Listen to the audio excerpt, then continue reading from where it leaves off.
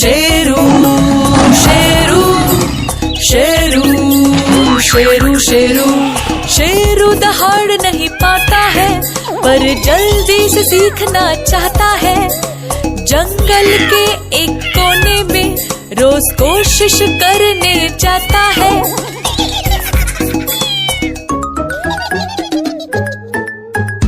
हर रात सोने से पहले शेरू दहाड़ लगाता है। वो बहुत मेहनत करता है पर सिर्फ म्याऊं ही बोल पाता है।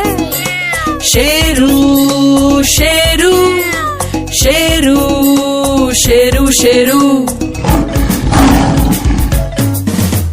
सुबह उठते ही शेरू का गला जाने क्यों खुजलाता है।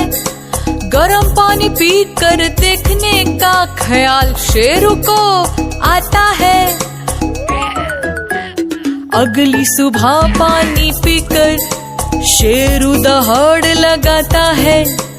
उसकी धुंधर आवाज से पूरा जंगल गूंज जाता है। शेरू शेरू शेरू शेरू शेरू